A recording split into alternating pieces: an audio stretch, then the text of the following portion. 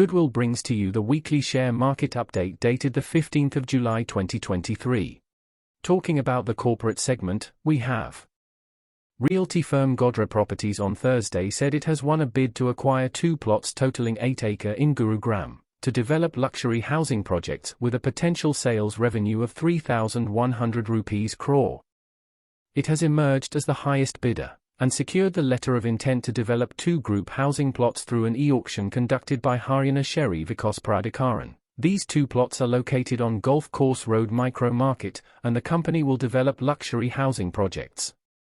Godrej Properties did not disclose the total purchase amount for these 2 residential plots. The 2 prime projects spread over 2.76 acres and 5.15 acres, respectively, would have a combined estimated revenue potential of about 3,100 rupees crore. A decision by Taiwan's Foxconn to withdraw from a $19.5 billion semiconductor joint venture with Vedanta is a credit negative for the Indian conglomerate's UK parent Vedanta Resources, debt research firm Credit Sites. Earlier this week, Foxconn said it had withdrawn from the JV, dumping a deal they had signed last year to set up semiconductor and display production plants in India. Vedanta on Wednesday said it would still enter the space this year, having lined up partners. Credit Sites also expects further strain on credit metrics and free cash flows for both Vedanta Resources and India's Vedanta, with Foxconn's exit also resulting in a loss of a partner to split manufacturing costs. One of the largest PepsiCo Incorporated bottlers outside the US has surged almost 1,000% over the past 6 years, and there's speculation next month's results will set off another leg of the rally. Varun Beverages Limited, which says it's responsible for about 90% of PepsiCo sales in India, is set to profit from the expanded distribution of its products to remoter parts of the country, while sales should also benefit from the trend toward increasing temperatures. Sanofi Healthcare India has received marketing authorization for a product to treat atopic dermatitis in adults. The company said Dupixent is the first biologic medicine for the treatment of moderate to severe atopic dermatitis in adults whose disease is not adequately controlled with topical prescription therapies. Approved in the US, the EU, Japan and more than 60 countries for one or more indications other than atopic dermatitis, Dupixent is the first and only biologic medicine in India that has shown significantly improved disease signs, symptoms, and quality of life measures for this particularly difficult to treat skin condition. Dr. Reddy's Laboratories is looking to enhance its presence in various emerging segments like nutraceuticals and aims to get into integrated digital healthcare services as part of its future growth plans. In its annual report for 2022-23, the Hyderabad-based drug major informed the shareholders that it also intends to follow a disciplined approach towards cash management and acquisitions. The drug firm informed the shareholders that it has a strategy in place which will drive growth and, most importantly, one that should keep increasing access to medicines for people who need these the most. The company has shown excellent financial discipline with a strong balance sheet and robust cash generation in financial year 2023. Taiwan's Foxconn said on Tuesday it plans to apply for incentives that India is offering under its semiconductor manufacturing policy, a day after the company parted ways with Vedanta on a $19.5 billion chipmaking joint venture. Foxconn is committed to India and sees the country successfully establishing a robust semiconductor manufacturing ecosystem. On Monday, Foxconn withdrew from its semiconductor JV with Indian metals-to-oil conglomerate Vedanta, in a setback to Prime Minister Narendra Modi's chipmaking plans for India. Foxconn said on Tuesday there was recognition from both sides that the project was not moving fast enough, and there were other challenging gaps we were not able to smoothly overcome, without sharing details. Homegrown ice cream brand Vardalal has received buyout interest from a private equity firm Bain Capital, sources with direct knowledge of the matter said. Bain Capital is eyeing a controlling stake in the combined entity of Vardalal Industries, Vardalal Enterprises and Vardalal Brand. The deal talks value the ice cream maker at over 3,000 rupees crore. However, Vardalal Group clarified, saying there is no information which has not been informed to stock exchanges. Customers of Tata Power in Mumbai will get the benefit of this order, as the company will be able to pass on the relief to its 7.5 lakh consumers, it said. Tata Power, in its pursuit of fairness and affordability for its customers, approached APTEL, seeking an interim stay on the recent tariff order, dated March 30, 2023, issued by the Merc. Tata Steel will fund research and development projects in low-carbon hydrogen segment, under the partnership with British High Commission in India.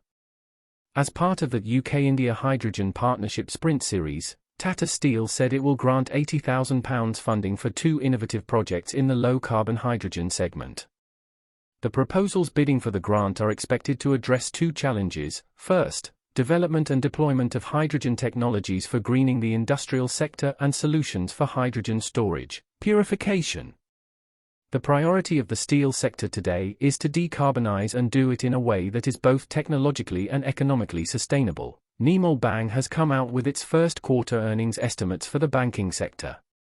The brokerage house expects State Bank of India to report net profit at 13,520.8 rupees, crore, up 122.8% year-on-year. Net interest income is expected to increase by 28.5% year-on-year, down 0.7% quarter-on-quarter to 40,097.5 rupees crore, according to Nirmal Bang. Pre-provision operating profit is likely to rise by 73.1% year-on-year, down 10.4% quarter-on-quarter, to 22,071.2 rupees crore. The software services provider has recorded a 6.6% sequential decline in consolidated profit at 2,870 rupees crore for the quarter ended June financial year 2024. IT services revenue fell by 1.8% quarter-on-quarter to 22,755 rupees crore, while revenue in dollar terms at $2,778.5 million marginally beat analysts' estimates, down 1.6% quarter-on-quarter, and in constant currency, the IT services top line was down 2.8% quarter-on-quarter. Large deal bookings stood at $1.2 billion during the quarter against $1.1 billion in the previous quarter. Wipro expects Quarter 2 IT services revenue in dollar terms in the range of $2,722 to $2,805 million.